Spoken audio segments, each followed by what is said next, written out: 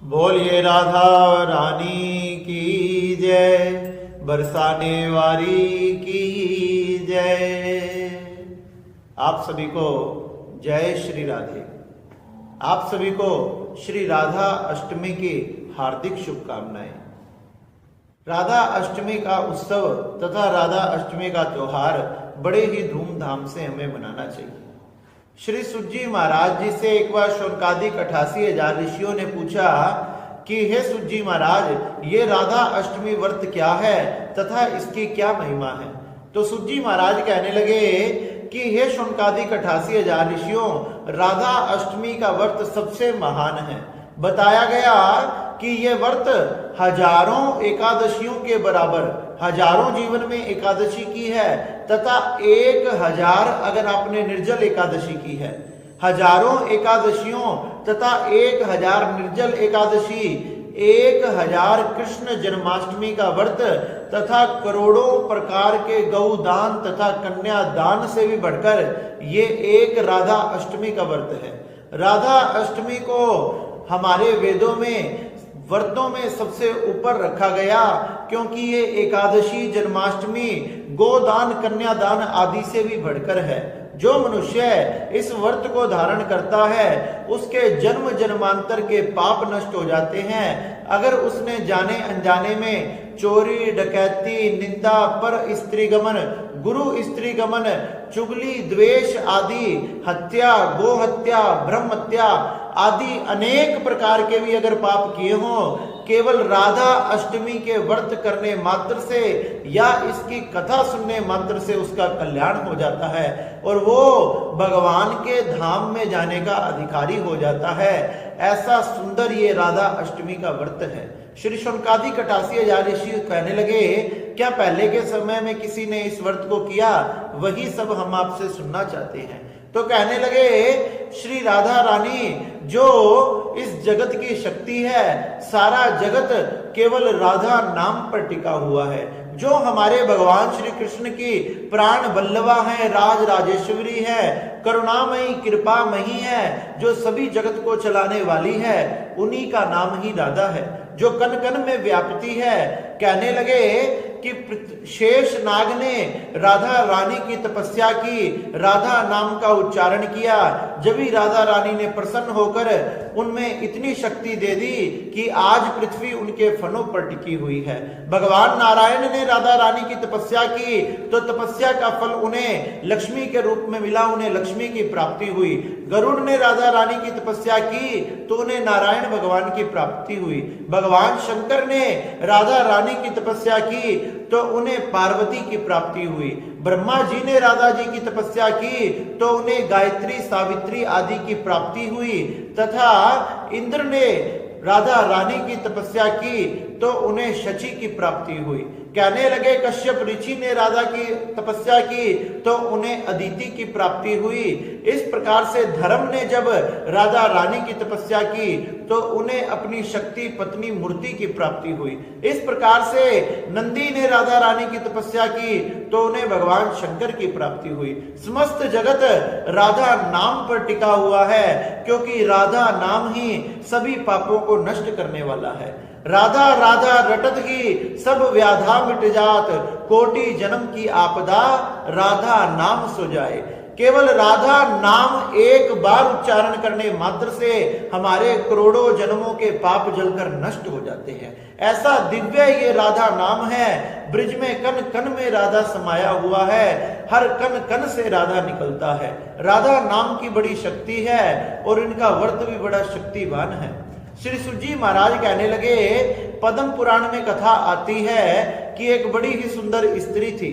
अपने रूप के कारण वह अपने रूप के कारण चारों तरफ बड़ी विख्यात थी तथा इतनी रूपवती थी कि धन के लोक में आकर पर पुरुष का गमन करने लगी। इस प्रकार से नाना प्रकार के पाप करती रही और धीरे धीरे पाप में तर होकर पाप में डूब गई।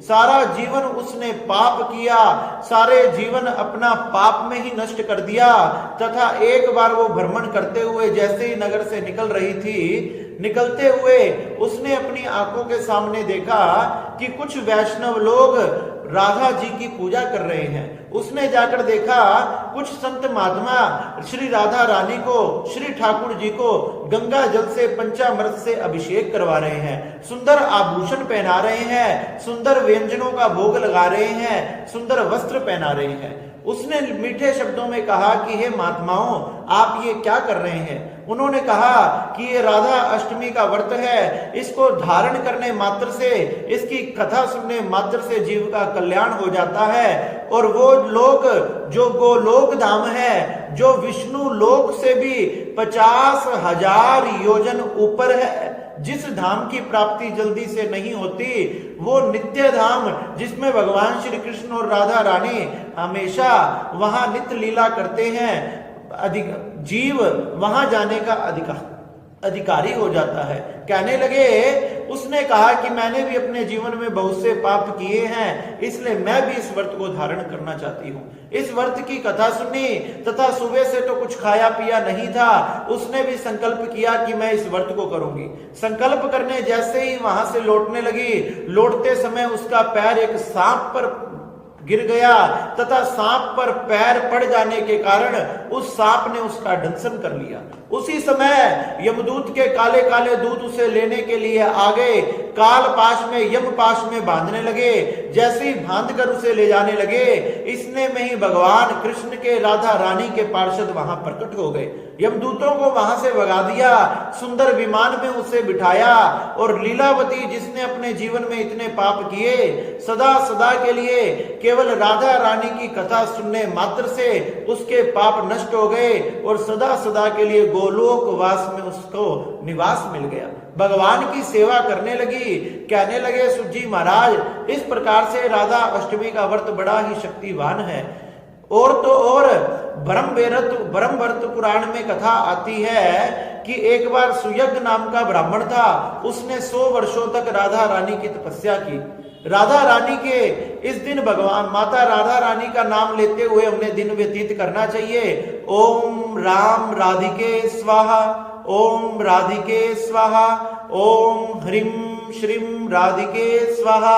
इन मंत्रों का हमने उच्चारण करना चाहिए। और ये मंत्र हमें ना भी आए तो केवल राधा राधा राधा राधा हमने रटना चाहिए, क्योंकि राधा नाम ही जगत को कल्याण करने वाला है। तथा उस ब्राह्मण ने भी 100 वर्षों तक राधा नाम को रटा, इन मंत्रों को जपा। देवी ने प्रसन्न होकर उसको दर्शन दिए तथा अपने गोलोक धाम के दर्शन कराए, जिनके दर्शन करना, जिस गोलोक में जाने के लिए संत महात्माओं को करोड़ों वर्ष लग जाते हैं, करोड़ों वर्षों की तपस्या लग जाती है, जन्म जन्मांतर बीत जाते हैं, फिर भी उस गोलोक धाम के दर्शन नहीं हो पाते, वहां तक लोग पहुंच नहीं पाते। ऐसे उस सुयोग नाम के ब्राह्मण को गोलोक धाम दिखाया तथा राधा रानी कृपा कर उसे अपने साथ ले गई। इस प्रकार से जो धूमधाम से राधा अष्टमी का उत्सव बनाता है, कृष्ण जन्माष्टमी से भी बढ़कर राधा अष्टमी का ये उत्सव बनाता है। देवी राधा रानी जो राज राजेश्वरी है, इस ब्रह्मांड की देवी है, इस शक्ति है, समस्त जगत को चलाने वाली है, वह उन पर बड़ी कृपा करती है। उनके जन्म जन्मांतर के संकटों को, पापों को नष्ट करके उनका जीवन मंगलमय कर देती है, क्योंकि वो तो बरसाने वाली है।